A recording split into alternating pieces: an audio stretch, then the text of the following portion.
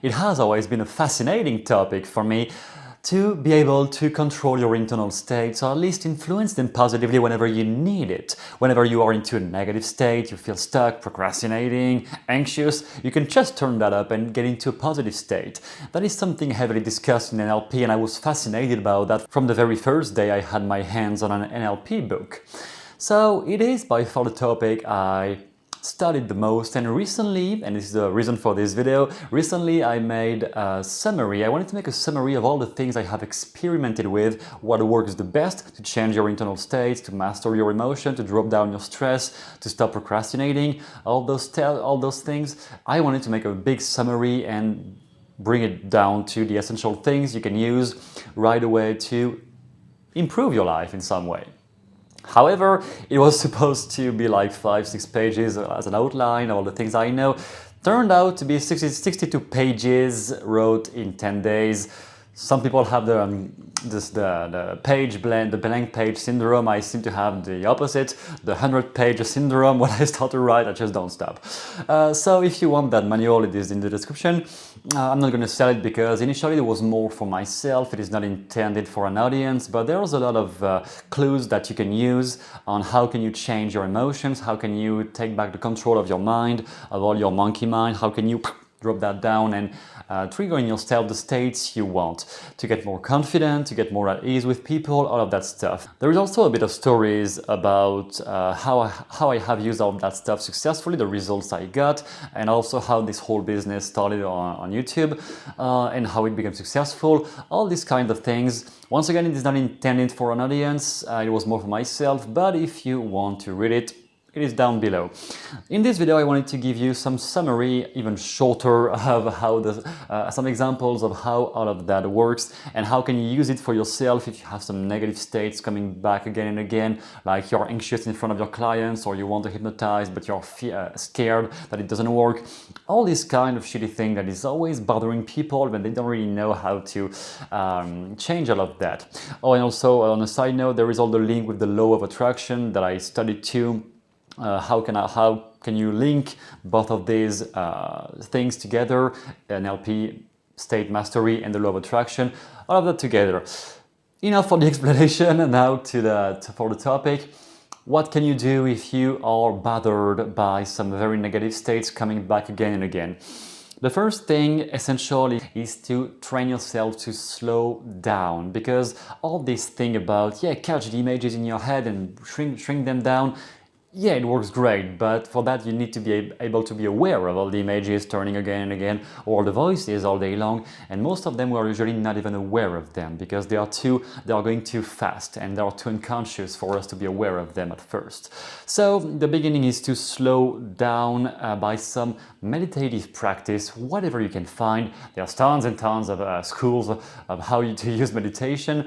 However, what I do recommend is to better go with one method where you visualize something. So it may be more self-hypnosis than guided meditation, but anything where you visualize, because at least for me, if I just try to observe my thoughts and don't do anything else, it never really works that well. I mean, even when I get to just observe my thoughts and not doing anything else, it doesn't feel like it's bringing any positive effect, so I prefer to visualize something. You can visualize something very simple, like a prey or a forest with some animals running inside, some very simple thing, but at least focus on something you can visualize. It trains your mind to stay focused on one thing, and once you have something to visualize, then you do the whole breathing.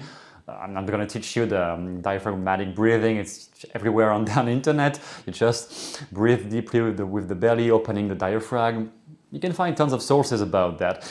It is the first step, training yourself to do that 5 minutes per day, because if you don't do at least a bit of that, it's going to be almost impossible to catch all those things that are happening in your head and in your emotions on the moment. Usually we're only aware of what are the bad states we have been into after they happen, because on the moment it is just too overwhelming. The stress, the fear, the anger, it's too overwhelming on the moment. So slowing down your thoughts, teaching yourself, training yourself to slow down all those things that are happening inside will help you to catch, to see more clearly what is happening down there that may be causing problems. Because once you can do that, once you have slowed down enough and you can be aware of all this shit happening inside and turning in loop non-stop, you can start to describe it more and more. What do you see in your head, in your mind's eye? What are the voices you hear? And even better, if you can stop focusing on the words you hear, but just on the voice tonality. If something in your head says, "You're a piece of shit," don't forget about the words, just remember the just be aware of that, because the tonality is what will help you later to change the whole emotional state linked with those negative voices that keep looping back again and again. So describing, training yourself once it is slowed down a bit, training yourself to describe what do you see, what do you hear, and what do you feel. Do you feel your chest constrained? Do you feel your throat sore? Do you feel like your head is spinning? Do you feel like a burden in your belly? What do you feel? Once you can describe all of that, and at the best of the best, it is being able to describe on the moment it happens. So at the exact moment someone is yelling at you and it's scary, if at this moment you're capable of keeping track of all of that, you have won, because at that moment you will be able to change it. But when it goes too fast, it's almost impossible, it's too overwhelming. So then once you can get a better grasp on all of that, once you can have more clearer pictures in your head and more distinct voices in your head about all of those things, then you can practice through, again, some meditative practice, probably the same 5 minutes you spend for breathing, make it 10 per day, and then you notice all of those negative things, and you just do some basic exercise to release, to unload all of that. Very basic stuff I was doing, imagining there was some negative aura inside me, and imagining every time I exhale, it goes into the ground. And then I breathe in again, and I spot all those things, or imagine those negative voices, and then as I exhale, I imagine they go in the ground. It is a very basic training, and you can probably find this kind of meditative practice in 135 books already, or in blogs or whatever. It is some very basic things. Just have a regular practice, whatever it is. A regular practice to train yourself to unload all of this negative bag of garbage that may have accumulated. The best metaphor I heard for that is people shower every day, but they never think about washing all the garbage that have accumulated in their head. It is important, at least in the beginning. Then at some point it will be not be useful anymore, because you will have overwhelmed yourself with positive feelings.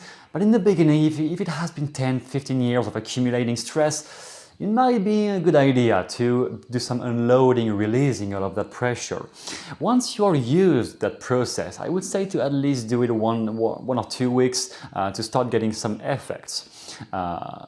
Releasing effects. Then the opposite is to fill yourself up with positive feelings, and that is one disagreement I have with most traditional meditation practices, or other spiritual practices.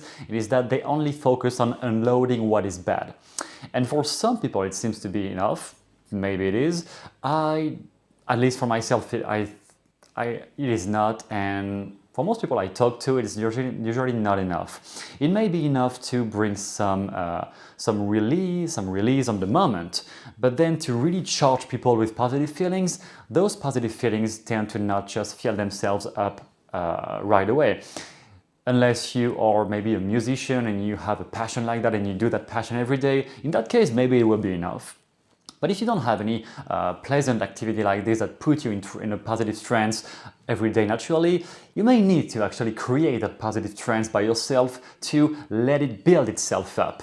Think about it that way. If you have been accumulating feelings of stress for 10, 20 years, then what about accumulating positive feelings for 20 years and let them overcome all the negative ones? The feelings you have felt the most often and the most powerfully during your life will always overwhelm their opposite. So if it has been stress, it may overwhelm completely any positive thing that happens, which is why some people, even in a relationship, they never really feel in love, or they never really feel satisfied with their partner, because they have been conditioning themselves unconsciously to just find what is bad around me, and then they criticize their partner all the time, even for things he or she didn't do. On the opposite, if you train yourself to build all of those positive feelings, you will just see you will tend to see more and more of the good everywhere, and more importantly, you will not be affected as much anymore by all those sources of stress around us.